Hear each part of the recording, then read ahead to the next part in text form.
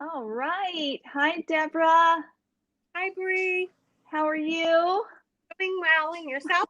I'm great. I'm really happy to have you here today for this Freedom Friday conversation. Thank you. You are like the quintessential guest to have on today, and it's really wonderful to see you. So, I'm going to introduce you very quickly so that people know who you are. This is my friend Deborah Clare Adams. Deborah Clare. Do people ever call you Deborah Clare? Uh-oh. When you were in trouble?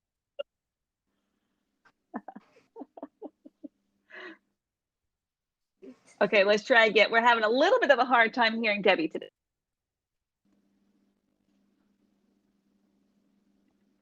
So when you're in trouble, I'll keep introducing you. So she is the founder of Dot Over Dot. She's also through and through. So Deborah became a father when she was 13 years old, and she spent 39 years in the criminal justice system, which intertwined with a tumultuous path through multiple addictions. After serving time in jail, she received a sentence of 160 years in prison, and you served 10, right? Yeah. Is that right? Yeah. And then she was released. And then when she was released, she started a company, which is a Braille translation and education program, right? And they employ former people who were formerly incarcerated when they're in prison. Is that right? And So then we work on reentry part of it. They're already educated. Okay. Great.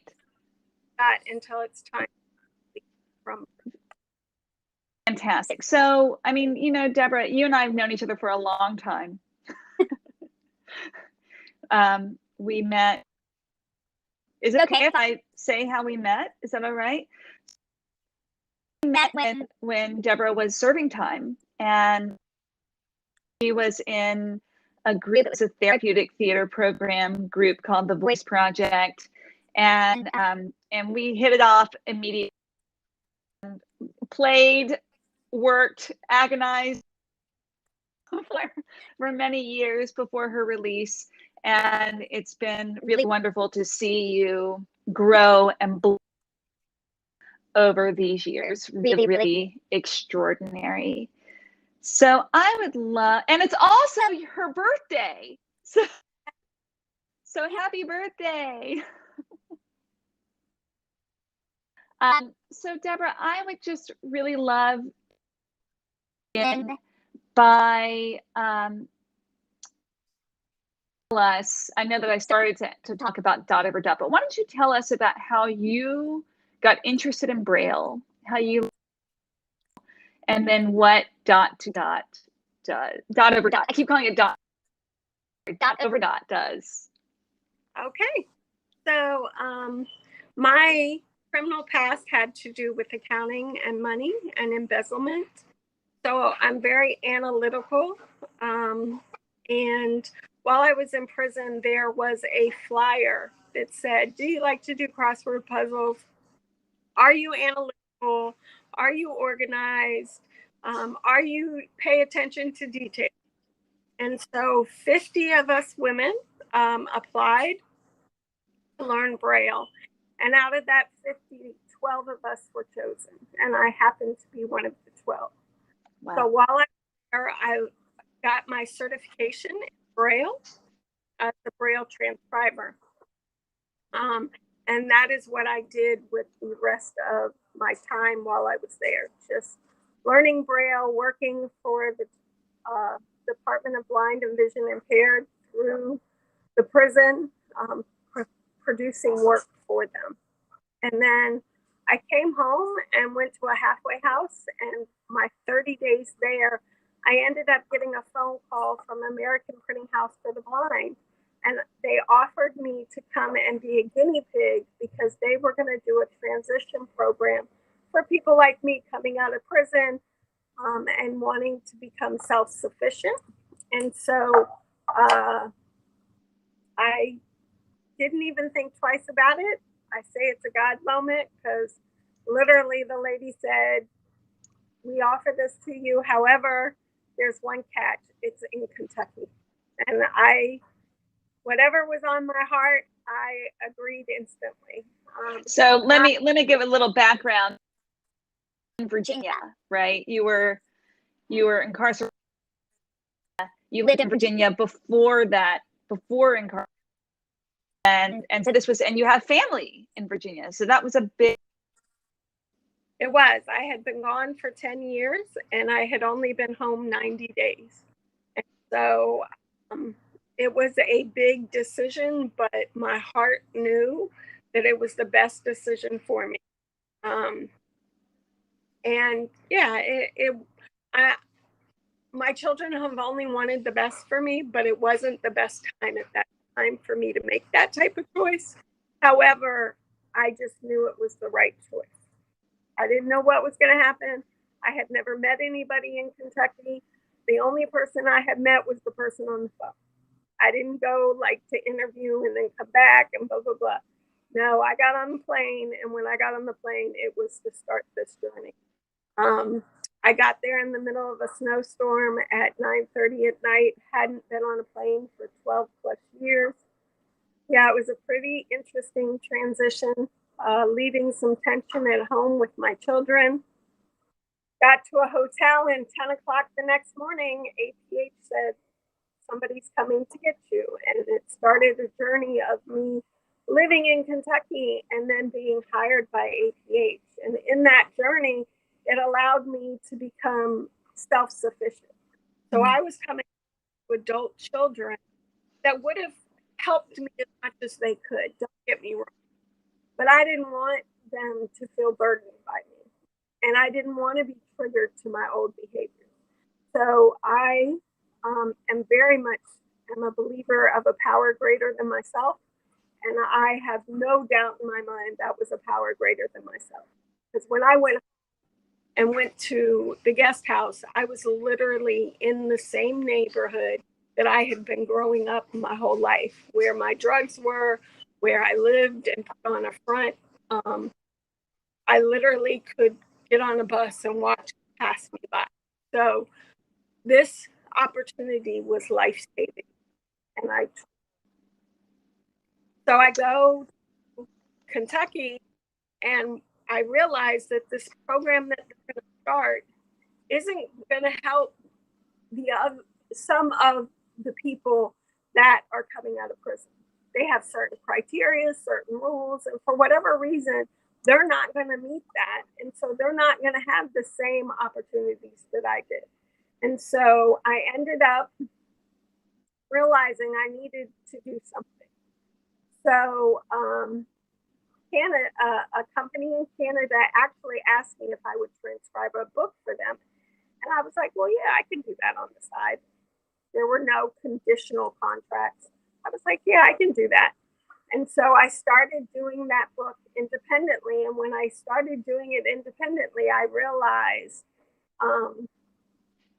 I could be giving this book to somebody coming out of prison. I have an income. I'm self-sufficient. All my bills are taken care of. I'm flying back and forth to see my children. Life was good. So outside of having an extra income and enjoying that extra income, I just realized this was something that could help other people. So Dot Over Dot. Well, Dot Over Dot had been formed in prison. I had made a brochure for Dot Over Dot. I just didn't know how Dot Over Dot was going to flourish. So I had the name, I had the vision. I just didn't know, well, was that going to be me being an independent Braille transcriber in Virginia? And when I went to APH, I still didn't know. And so I was there 2 years before Dot Over Dot really became what it is. And now you employ a number of people. Now, how many people are you typically working with? Yeah. I have transcribers that work for me, and I'm gonna ask you to repeat that. 10 transcribers working for me, only one has not been to prison. So I'm not your typical company, because I normally only hire felons. Mm-hmm. You don't have to worry about the box on my application. I normally am word of mouth hookup. So normally transcribers get a hold of me prior to their release date. Mm-hmm. Start building and looking at what they're going to need, what it's going to cost. Because my thing is I want a Braille transcriber to come out walking knowing that they're going to be self-sufficient. Mm-hmm. Because paid for your work within 30 days of you giving me those files. So if a Braille transcriber comes out on April 1st, and they get me files by April 15th, by May 15th, they're going to have a substantial amount of money in their pocket to help them start their journey to pay rent, get a place to live. You know, they're going to take away some of that burden that gets placed on families. So I love that. I think that's really phenomenal. Like rudimentary questions. Like one is, how do they do you use machines? I mean, how do people transcribe into Braille? How do you do that? Book is broken down to single pages, and we scan the book. And then once the book, we have to make it into a text document, taking all the colors and pictures out of that scan. And then the text document is put into a file and or a PDF or a Word file. And then you start coding and styling based on the physical look of the book. And then there's formatting, there's graphics. So it's a very tedious process. And it is, most of the people I know that do it have some type of analytical process. And I think that that's what was my process in it, is that I always had to search and look and find how to make it set up properly. So then you style, you format, you create, and you set up a file. And at that point, you put it into a software that translates it into Braille. And then once it's translated into Braille, you have to make sure all of your formatting, styling is correct. You have to make sure that the software has translated it properly. And then you get it proofread. In our system, it's proofread twice. Mm-hmm. Have under 12% error rate. We are also the #1 company in Virginia. Okay, hold on. You're the #1 company for transcribe in Virginia? Is that what you said? Mm-hmm. Wow. So I work hand to hand with the state of Virginia and the Department of Blind and Vision Impaired. And we describe multiple projects from the school year. Our downtime is in the summer. Between May and June is normally our slow times. But during the school year, we are working hard at making sure students in the state of Virginia have their work. And see, I mean, how much do you translate? I don't even know how many pages you estimate you translate in a year. So a book, right now we have 5 math books, and they have over 900 pages. And a one print page can translate into 4 to 8 Braille pages. And that's not including the graphics. Wow. Okay, so that's phenomenal. It's really interesting. I've actually wanted to ask how the Braille translation process works way back, way back when you were first learning it. I guess another question that I have is, 9 of your 10 employees, right? Their employees are, but they are, they were incarcerated. What kind of, like, around? Are they sticking around? Everybody. No, I've had no turnover. I have had to get rid of a few people, but anybody that steps out the door with me has stayed with me. And I have 2 subscribers that were in that group that were with me in the original group at Virginia that worked with me. Wow. That's exciting. Within 2 weeks of coming home. So I love that. Thank you for sharing that. I want to talk, like, so now you're managing people too. That's a whole other thing. And one of the things that I love about you that I know that you really is being very direct and very and right, I guess is the way to put it. And that those are some core values that you have. And I would just love to know, how did you come, and I know that you're also very spiritual. So you went through a really troubled life and have come and are now moving forward certain with a way in the world that is perhaps very else. It's really admirable, right? How did you come to that point? That's my real question. As a human, how did you come to that? For myself, I grew up with people that were direct and open and honest. Mm-hmm. And so I didn't type of I lost you for a second. Are we back? We're back. So I didn't have that type of communication growing up. And so that wasn't something that was taught to me. Mm-hmm. However, I also grew up lying in secrets and always watching my back and always making sure nobody knew what I was doing because it was so chaotic and dysfunctional. And I was involved in crime and domestic violence. And I just feel like a majority of my life was a ball of dysfunction and chaos.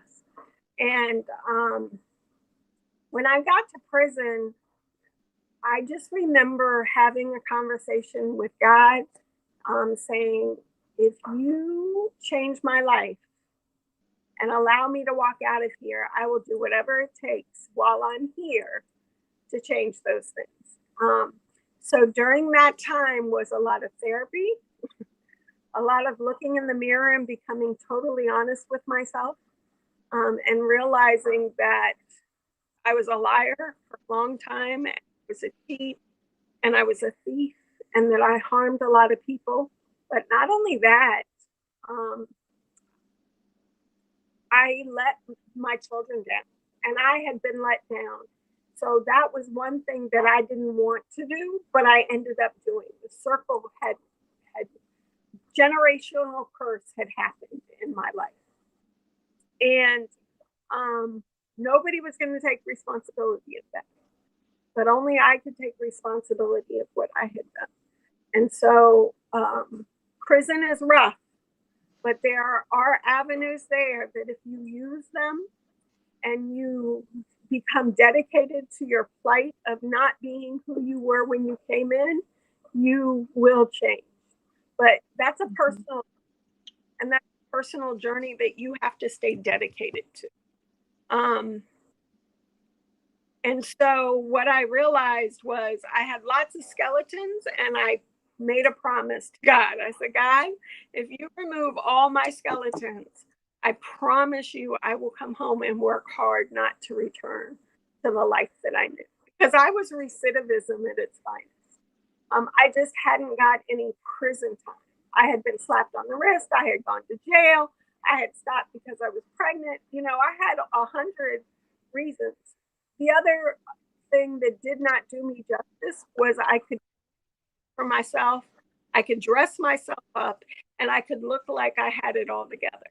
And that didn't at all. I thought it did. It didn't favor me. I thought it did, but it didn't. What it ended up doing was keeping my junk and people just sort of giving me these chances, but not really realizing how destroyed I was.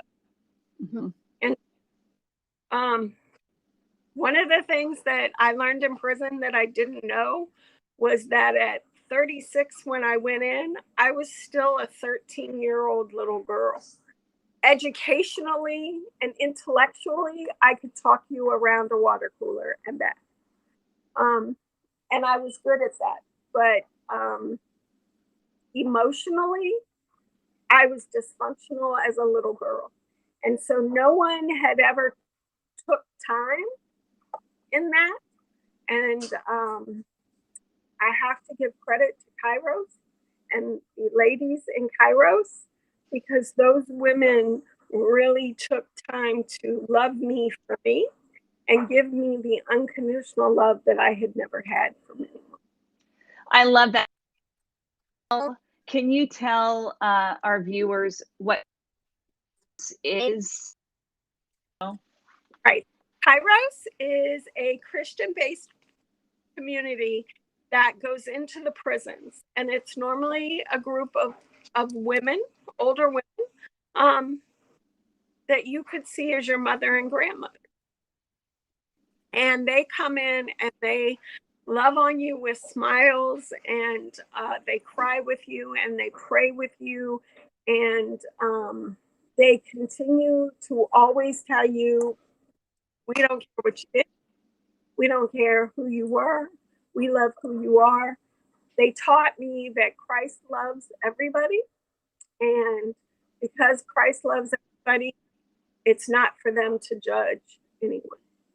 And so their unconditional love. And prior to going to prison, I had met two ladies that had been doing that with me. But the ladies that I had in prison were with me for 10 years, and they're still with me today. And I never had that growing up. I lost a lot. I was abandoned. I was rejected. And so no one ever said, I just love you. That was foreign. I knew that I loved my children like that, but no one had ever loved me like that. And so in that process, I started to grow more confident in loving myself. You know, Deborah, first of all, I'm so glad you found Kairos, that they found you, that you had that support. Even though we have different spiritual beliefs, I think that faith is when shadows, when you are facing the hardest, you talk about looking in the and admitting all of your faults to yourself. That takes such courage, and faith and having support must have just been incredibly for your process. I know it's instrumental for mine, and so I'm so glad that you found that. It would have been really easy. May have been at some point. It could have been really easy to fall into a victim mentality, because you have a happy lot in life in many ways. You're hard, and then you know the whole path through is really painful. And but I did have the victim mentality. Okay. I did. I played the victim very well. Life, family, in my head. You repeat that. I'm going to have you repeat that. Okay. So I did play the victim very well. I played the victim to being a battered woman. I played the victim to growing up in a court system. I played the victim to being abandoned. I played a victim to that my parents didn't like the fact I had Black children. I mean, I had a whole lot of victimism in my head. It always gave me, I could find the victim mentality to excuse anything I was doing. When I went to prison, I was no longer the victim because I had really caused it all. The parts of my life that I did not cause, I will never get an apology for. But the parts of my life I did cause, I had to take responsibility for. My children were without their mother for 10 years. I will never allow anyone to make them think, because it was very easy to say, because of you, your mother embezzled because she had to take care of you. And my thing is, no, your mother embezzled for many more reasons. Was taking care of you my responsibility? Yes, those were my choices, but it never had anything to do with who you are as my children. I made those choices. I was not ever going to allow my children, and believe me, they have their own baggage to deal with, and they have their own issues to deal with. And I placed some of that on them. But if I didn't take responsibility for my behavior and my actions and why I left them, then they were going to end up in the same chaotic dysfunctionalness in their brain. And I wasn't going to let that happen. There were very, we had great, Voice Project was great at making us having to think beyond ourselves. In your class, you always had assignments on having to realize what is our part in this. How do we see it? What's our perception? Because my perception is from brokenness, but that didn't mean it was the right perception. Everybody has a perception based on their life, but it doesn't mean that's reality to what's really going on. And if you're broken, then you can see it broken. And so that was one of the things that I was determined. My children can't have a relationship with me if I'm still broken from everything that has gone on. Now, don't get me wrong. We still have our issues. We still go through little stuff. But today, the mom or the role that I play for them is about 100% responsibility. And it's about showing that you can survive based on being honest, based on moving towards your dreams and understanding that your way isn't always the right way. That sometimes you need outside people to help you see it the right way, because I still have brokenness that I have to work on. And my family is all working on their own. But we've come together to realize that this journey just made us stronger, and we're working to be better people. And that's sort of where dot over dot is. If I can give away whatever was given to me to help me be successful, then all of it's worth it, because I'm giving it to my kids and they're successful. And I tell people all the time, if I didn't live this life, you couldn't even tell me that it's possible, because I would have never known. But it is. It is definitely. I love that. Can you tell us how we can get in touch with you and help Dot Over Dot? So the biggest support that you can do for Dot Over Dot is it costs between $2,000 and $3,000 when someone gets home if they don't have the outside support.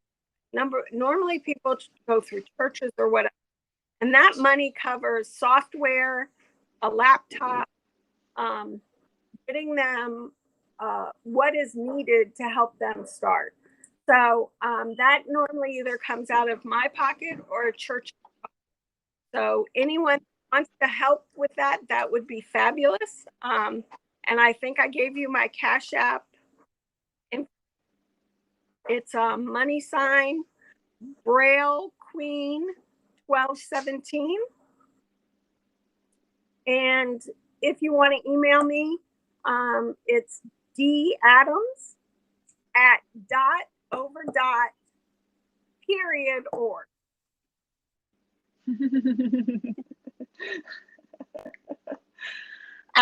Thank you so much. I appreciate you. I am excited to see exponential effects of dot over bringing to this world. Happy birthday, holidays, and I love you.